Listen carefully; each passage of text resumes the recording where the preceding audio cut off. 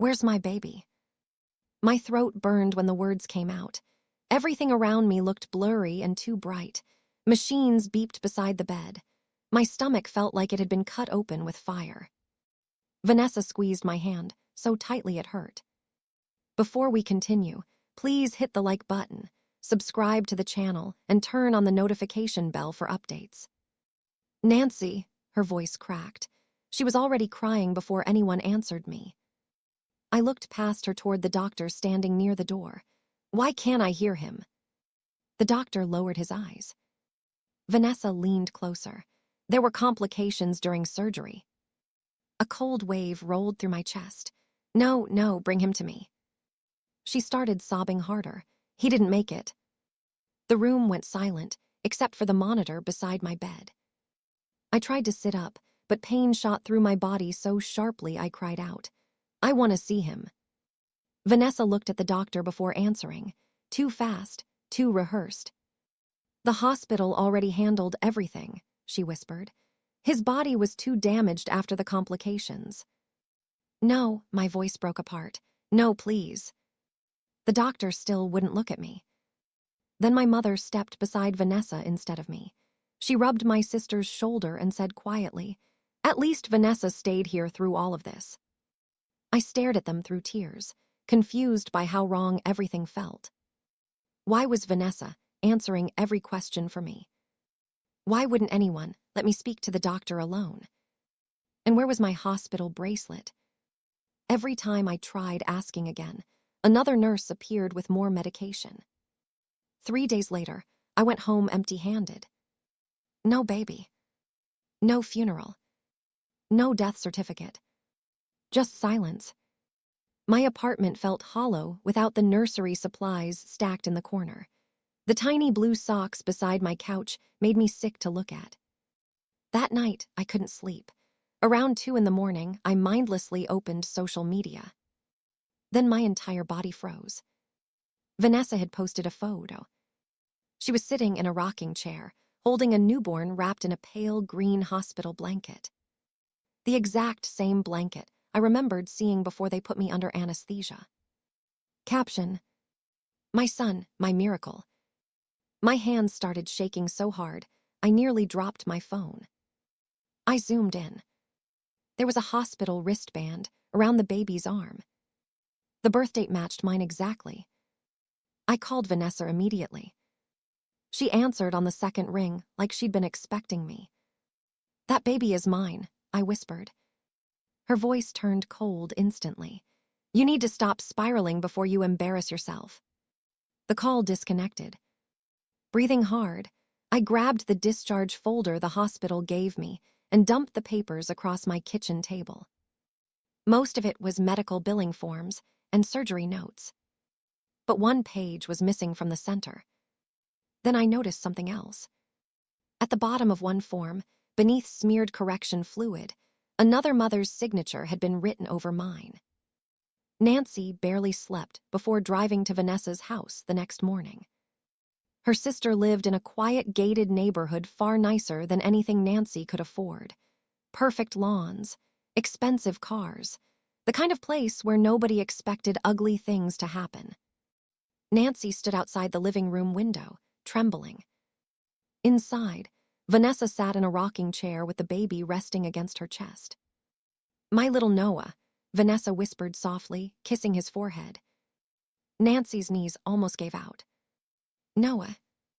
That was the name she'd picked at 4 months pregnant, the name she never told anyone except family.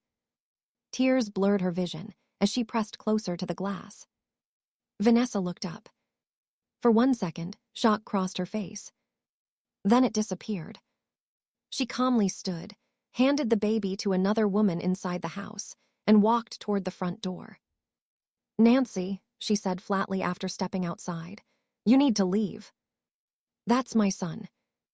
Vanessa folded her arms. "You're grieving. You used his name. You told the family your baby names months ago." Nancy shook uncontrollably. "You lied to me." Vanessa stepped closer, lowering her voice. "Listen carefully. You were heavily medicated after surgery. You've barely slept in days. You had panic attacks throughout your pregnancy. Do you understand how this sounds?" Nancy stared at her. Vanessa continued calmly, almost clinically. "I recently started fostering a newborn through private arrangements. That's all. You expect me to believe that? I expect you to stop before people think you've completely lost touch with reality." A car door slammed behind them. Their mother walked up the driveway carrying grocery bags. The second she saw Nancy, annoyance spread across her face. "Oh no," she muttered. "Not this again." Nancy turned toward her desperately. "Mom, that's my baby." Her mother sighed. "Honey, you're traumatized. Vanessa is trying to help you." "Help?" The word hit harder than yelling would have. From inside the house, the baby suddenly started crying. The sound pierced straight through Nancy's chest. And instantly, a memory flashed through her mind. Dim hospital lights. Her body numb from medication. Vanessa whispering beside her bed. Then another voice, a nurse. "We can still fix the paperwork."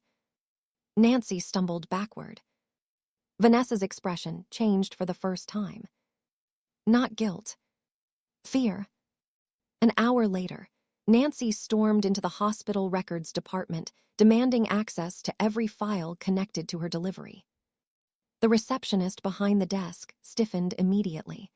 "Some records are temporarily restricted due to processing errors." "What processing errors?" "I'm not authorized to discuss that." Two more staff members appeared nearby, watching her carefully. Nancy realized they already knew who she was. After nearly an hour of arguing, a younger receptionist quietly approached her near the elevator. "Don't come back tomorrow," she whispered nervously. "They're talking about flagging your file." She slipped a folded photocopy into Nancy's hand before hurrying away. Nancy unfolded it immediately. It was the baby's footprint record. Tiny inked footprints covered the page. Under Mother, white correction fluid had been smeared across the line. But underneath it, Nancy Alvarez. Her breathing stopped. She flipped the paper over. And there, beside an approval signature, was Vanessa's name. Dated the night before the surgery ever happened. Nancy didn't wait for permission this time. The following evening, she walked straight into her aunt's birthday dinner, while conversations and laughter filled the dining room. And immediately, every sound stopped. Vanessa sat at the center of the table, holding the baby in a blue carrier, while relatives crowded around smiling. "There he is," one cousin laughed. "The new little prince." Nancy's stomach twisted. Vanessa looked up slowly, perfectly calm. "You weren't invited." Nancy ignored her. "Tell them who that baby really is." Several relatives exchanged uncomfortable looks. Their mother stood up quickly. "Nancy, not here." "No," Nancy snapped. "Right here." Vanessa gently rocked the carrier like she was soothing herself instead of the baby. "She's having another episode." Nancy slammed the photocopied hospital form onto the table. "You stole my son." Gasps spread around the room. Vanessa didn't even flinch. "She lost her baby during surgery," she told the family softly. "The trauma made her obsessive." "That's a lie." Vanessa opened a folder beside her plate and calmly slid several documents across the table. Official adoption paperwork. "I legally adopted Noah after a private placement," she said. "I didn't want to humiliate Nancy by discussing it publicly." Nancy grabbed the papers, then froze. The approval dates made no sense.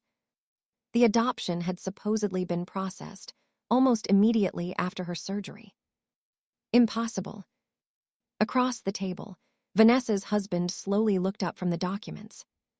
Confusion spread across his face. "You told me the birth mother was anonymous." Vanessa smiled tightly. "Can we not do this during dinner?" But now everyone was staring.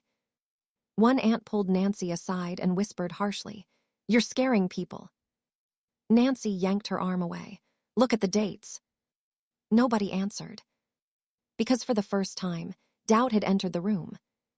Vanessa suddenly stood. "We're done here." She grabbed the baby carrier and walked toward the kitchen, while relatives awkwardly resumed talking. But her husband didn't move. He kept staring at the paperwork. Nancy left the house, shaking with humiliation and rage. Outside, she reached her car before Vanessa followed her into the driveway. The mask disappeared instantly. "You should have stopped," Vanessa hissed. Nancy pulled out her keys. "Give him back." Vanessa laughed coldly. "You could barely take care of yourself while pregnant." "That's my child." "You would have ruined his life." Vanessa stepped closer. "I deserve to be a mother more than you." Nancy quietly lowered her phone deeper into her coat pocket, making sure the recording continued. Vanessa pointed toward the house. "If you keep pushing this, nobody in this family will ever speak to you again." A sudden voice interrupted them. "Vanessa." Her husband stood near the garage door, pale and visibly shaken. In his hand was a thick manila folder. "I found these in your office." Vanessa's face drained of color. He looked directly at Nancy. "There are original hospital intake papers in here." His voice trembled. "They list you as the mother." Nancy's breath caught. Then he said the sentence that shattered whatever was left of Vanessa's story. "Vanessa was at the hospital hours before your surgery even started." Nancy and Vanessa's husband sat inside his car 2 streets away, while rain hammered the windshield. Neither of them spoke for almost a full minute. Then he opened the folder. Inside were copies of guardianship forms, hospital intake papers, and printed emails. Nancy grabbed one page with shaking hands. The date at the top was from 3 days before she gave birth. Another document already listed Vanessa as temporary custodial guardian. "This was planned," Nancy whispered. Her brother-in-law looked sick. "She told me she was helping arrange an adoption." Nancy kept flipping pages until she found the name of a maternity nurse highlighted several times. "She knows someone there." He nodded slowly. "Her friend Selena works that ward." Everything suddenly connected. The missing paperwork, the blocked records, the doctor refusing to speak. Nancy immediately drove back to the hospital and demanded an investigation. This time she brought copies. Within hours, administrators launched an internal review. Security footage from the maternity floor was requested. Staff members were pulled into closed-door meetings. And suddenly, Vanessa stopped answering every call. By the next morning, Nancy's phone exploded with messages from relatives. "You're destroying the family. Vanessa doesn't deserve this. Think about what this will do to your mother." Then Vanessa posted a crying video online, holding Noah tightly against her chest. "She's trying to take my son away because she can't accept her loss," Vanessa told the camera. Thousands of strangers believed her instantly. But cracks started forming just as fast. People noticed the timeline problems.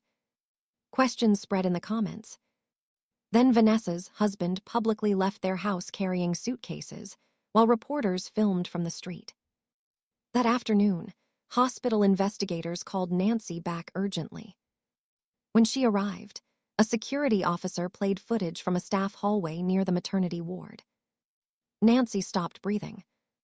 The timestamp showed Vanessa carrying a newborn carrier through a restricted exit. The footage was recorded nearly 40 minutes before Nancy had officially been told her baby died. Then came the worst part. "There's no infant death report," the investigator said quietly. "None was ever filed." Police got involved immediately. That night, Nancy rode with officers to Vanessa's house. The front door was half open. Drawers had been emptied, clothes scattered everywhere. "She's running," one officer muttered.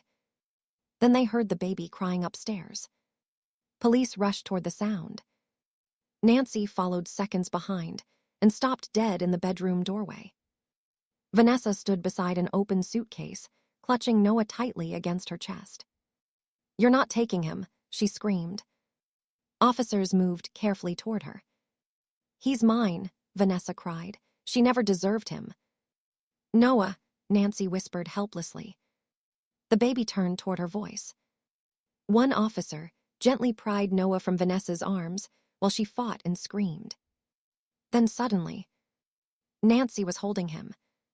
For the first time, his crying slowed, almost immediately against her chest. Nancy buried her face into his hair and broke apart sobbing. Behind her, handcuffs clicked shut around Vanessa's wrists. As officers dragged her toward the hallway, she twisted back toward Nancy with wild eyes. You still don't know what Mom did. Nancy barely slept the night she brought Noah home. She kept checking his breathing every few minutes, terrified she'd wake up and lose him again. The apartment that once felt empty now echoed with soft cries, bottle warmers, and the creaking sound of the rocking chair beside her bed. But Vanessa's final words wouldn't leave her head. You still don't know what Mom did. The next morning, Nancy drove straight to her mother's house. Her mother opened the door looking exhausted, like she'd aged 10 years overnight. Nancy, what did you do? Her mother sat down slowly at the kitchen table without answering. For the first time in Nancy's life, she looked afraid of her. It wasn't supposed to happen like this. Her mother whispered. Nancy stared at her silently. Tears filled her mother's eyes. Vanessa was falling apart after the infertility treatments failed. Her marriage was collapsing. She became obsessed with your pregnancy. You helped her take my baby. No, her mother shook her head quickly. Not like that. Then the truth finally came out. During Nancy's pregnancy, Vanessa constantly argued that Nancy wasn't ready to be a mother. She was 22, grieving her boyfriend, struggling financially, and emotionally dependent on family support.